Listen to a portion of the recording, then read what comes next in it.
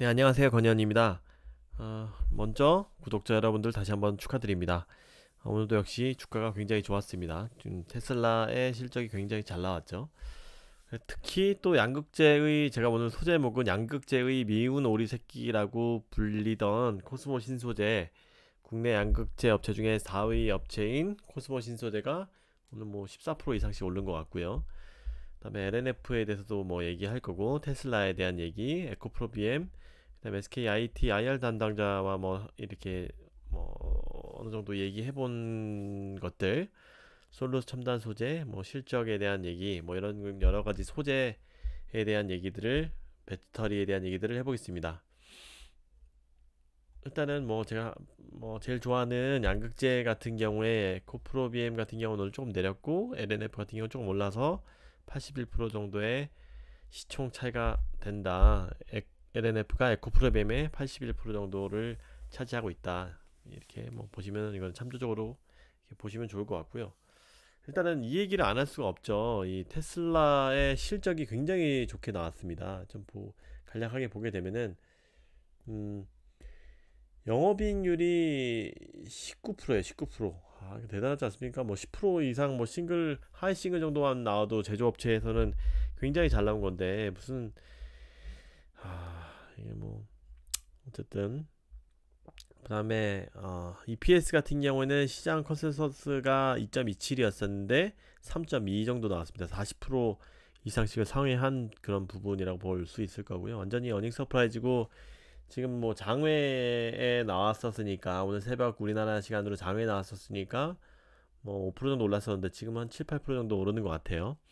굉장히 좋은 상황이고, 이게 테슬라 공장 중단에도 최고의 성과 달성했다. 뭐 사실 3월 말에 조금 걸렸기 때문에 뭐 2분기가 문제지, 뭐 1, 2분기에는 그게 크게 영향을 미치진 않았죠. 그래도 어쨌든 그 영업이익률이 지금 매출 총이 30%고, 이런 것들을 다 제외해도 영업 19.2%라는 영업이익률 굉장한 실적을 거뒀습니다. 또 뭐 기가 베를린, 기가 텍사스 이런 것들이 새로 오픈한 것들이, 원래 4월에는 테슬라 주가가 굉장히 더 많이 올랐어야 되는데, 개인적으로는 그렇게 생각하는데, 일론 머스크의 상하 이슈, 제가 제일 싫어하는 상하 이슈가 터졌었고, 예측 못했던 부분이죠. 그리고 또한 이제 일론 머스크의 트위터 인수 이런 얘기들이 더 진척이 되면서 조금 주가가 많이 액면 분할 이런 것들의 호재에도 반해서 주가가 좀 주춤한 것은 사실입니다. 그래서 전체적으로 이런 기가벨린, 기가 텍사스에서 굉장히 램프업을 빠르게 하고 있다. 그래서 뭐 로보택시 얘기도 나와 있고요. 테슬라는 뭐 이 부분 뭐 자세히 제가 한번 다뤘기도 했고, 또 다룰 얘기들이 굉장히 많기 때문에 일단은 제 뒤에 할 얘기들이 굉장히 많아서 오늘은 이만 넘어가도록 하고요.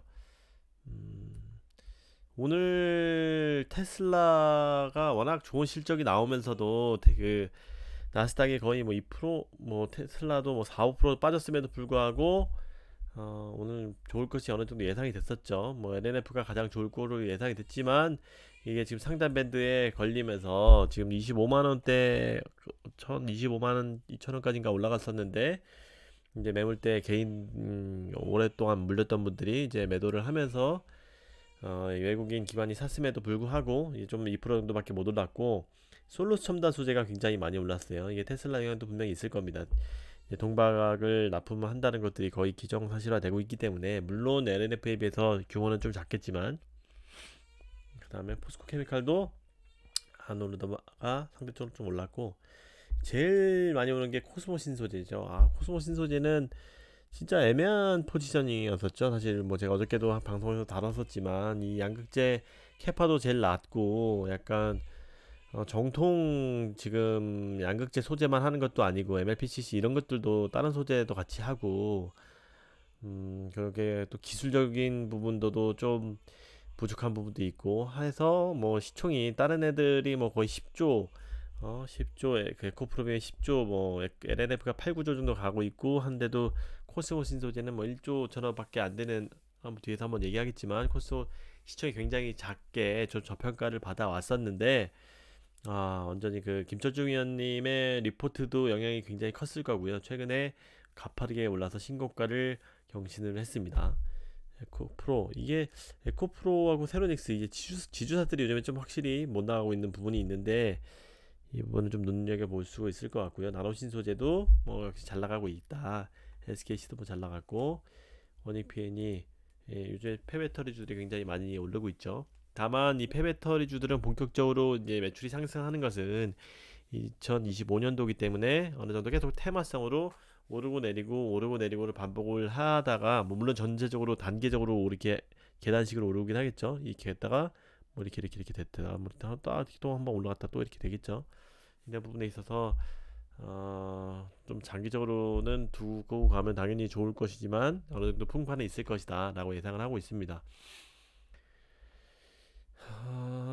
그렇게 보시면 될 것 같고요. 뭐 셀주도보다는 역시 소재주들이 테슬라향 이런 호재 때문에 굉장히 많이 올랐고요.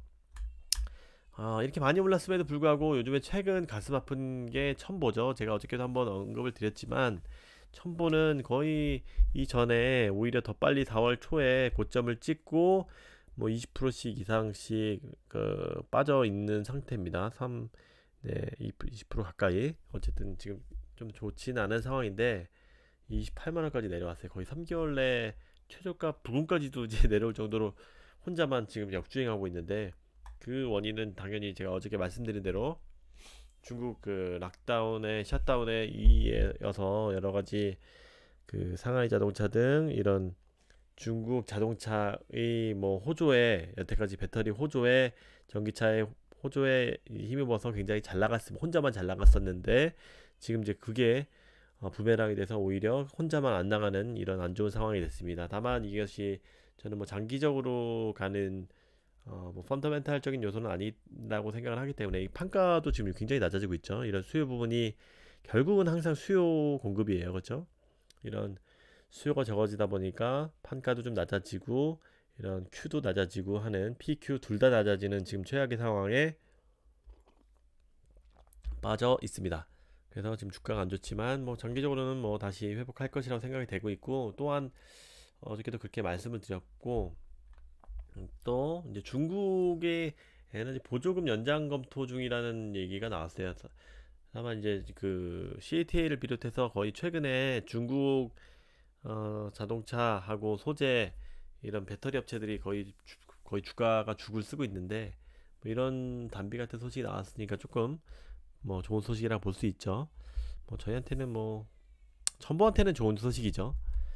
그래서 흰 에너지차 배터리 교체를 시도할 것이다. 그래서 오랜만에 있다 뭐 이렇게 있고, 이게 원래 굉장히 지금 여태까지 중국 배터리 업체랑 전기차가 이 보조금 때문에 컸었는데, 올해 말에 중단을 한다고 했었는데, 이게 지금 약간 미국과 전 세계의 패권 다툼, 전기차가, 에너지가, 배터리가, 전기차가 뭐 이런 전체 세계의, 전 세계의 물론 에너지 패권이라고 해야 되나요? 전기차가 약간 그런 식으로 흘러가고 있어서 중국이 조금 더 마음을 바꿔서 이렇게 자기의 그런 원자재 경쟁력을 극대화하고, 아무래도 최종적으로 음, 이런 차량에서의 그 수요가 돼 있어야지 그 밸류체인 전체가, 배터리도 원재료, 그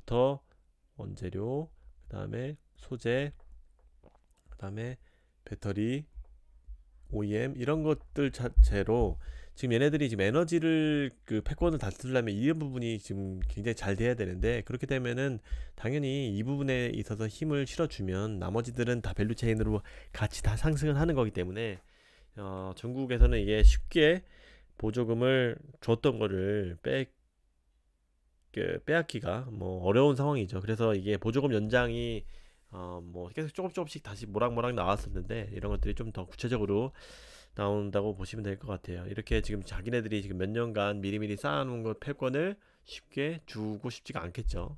그래서 뭐 이런 부분은 단기적으로는 뭐 또 장기적으로는 뭐 좋은 이슈가 될 수 있다. 다만 지금 첨보가 굉장히 어려운 길을 걷고 있다. 혼자만, 남들 다 좋은데, 이렇게 보시면 될 것 같고, 이 코스모 신소재에서 조금 더 알아보면은, 코스모 신소재는 이렇게 주가가 거의 뭐 완전 혼자 하늘을 찌르고 있죠. 그럼에도 불구하고 지금 2조도 안 되는 상황이긴 합니다. 뭐 오늘 그 3%를 제가 봤었는데, 탁프로님도 뭐 이렇게 단순히 생각했을 때 지금 23년, 25년, 23년도 기준에 그런 캐파가 뭐 8, 9만 톤 정도 얘네가 예상이 되니까 뭐 3분의 1 정도 되니까 뭐 시총이 뭐 10조에서 뭐 적어도 3조 정도는 되지 않겠 물량 기준으로 하게 되면은 쉽게 얘기해서 얘네 8만 톤이면은 24만 톤 정도 된다고 하면은 이 3분의 1이니까 시총 아주 단순하게 본 거죠. 시총 3분의 1이면은 뭐 3조 정도 되지 않겠냐라고 보게 보셨지만 물론 이제 뒷단에는 자세히 아시고 얘기하신 건 아니니까 뭐 참조로 하시면 될 것 같고요. 여기서는 뭐 뒤에 얘기는 더 자세하게 드리겠지만 이 필름 사업부의 비중이 얘네들은 분명히 있다. 이 38%, 31%, 25%, 26% 이런 소재 부분이 계속 늘어나면서 상대적으로 하지만 8대 2 정도 이렇게까지 7대 3 이 정도로 이런 다른 사업의 비중이 어느 정도는 가지고 있다. 이런 부분은 참조하시면 좋을 것 같고요. 에코프로비엠, LNF 제가 제일 좋아하는 이런 회사들 대비해서 좀 많이 저평가 받고 있었다. 그래서 43% 상향 조정을 했다. 이 완전히 뭐 대단한 리포트가 나왔죠. 그리고 특히 ESS용 NCM 제품 외 EV용 NCM 제품 매출 발생 시장 이게 사실 매출이 구찌가 큰 거죠.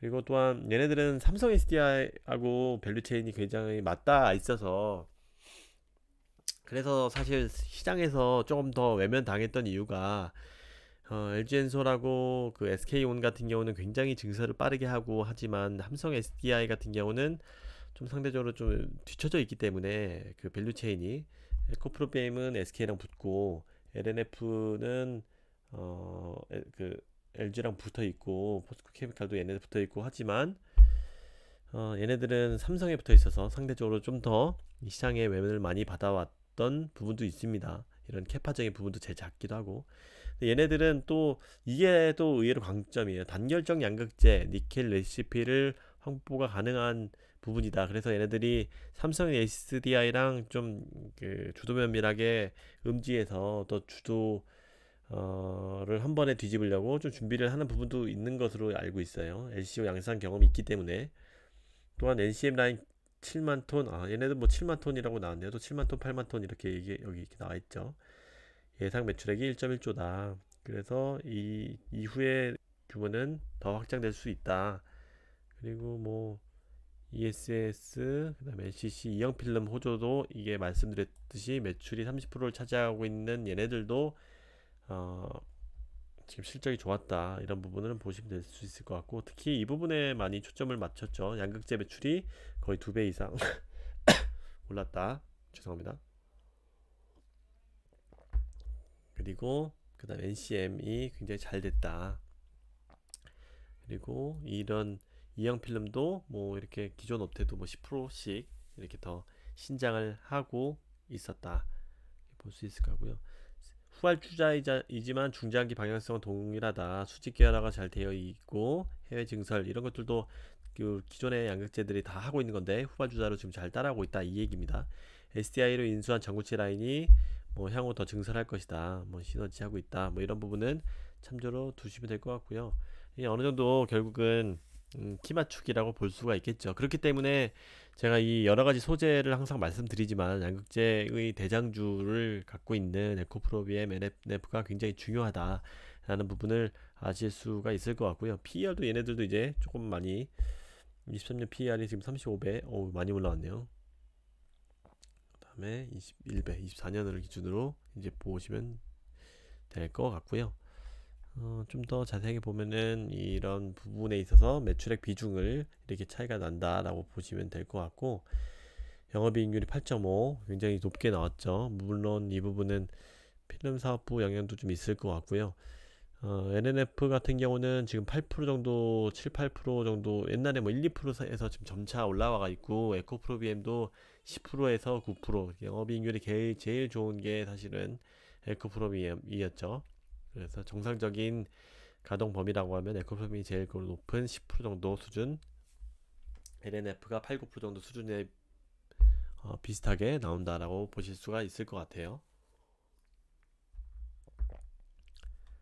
네, 이 부분은 뭐 참조로 보시면 될 것 같고, 그다음에 양극재 판가가 올라가고 있어서 굉장히 전체적으로 좋다. 이런 예, 양극재 생산 능력이 이렇게 있어서 그래도 그리고 또한 얘네들은 또 자금이 사실 좀 부족한 회사이기 때문에 이런 유상증자나 이런 부분에 있어서 향후 계획들을 좀 더 참조하시면은 좋을 것 같고요. 개인적으로는 좀 뭐 이런 것들이 돈이 많은 회사가 아니기 때문에 뭔가 분명히 또 돈을 끌어오는 작업들을 할 것 같습니다.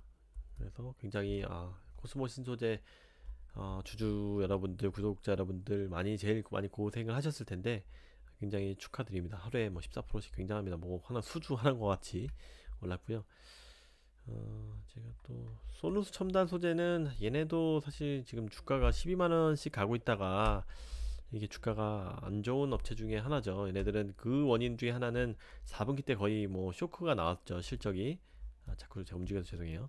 근데 그러면 좀 장 후에 나왔는데 또 적자예요. 1분기가 영업 적자 24억을 했다. 그래도 어느 정도 예상은 했지만 컨센서스보다 조금 더 하회했기 때문에 뭐 단기적으로는 좀 더 안 좋을 수도 있지만 이런 부분은 음, 좀 아쉬운 부분이죠. 어느 정도 1분기는 극적자라고 예상은 했지만 또 더 컨센을 하회를 했습니다.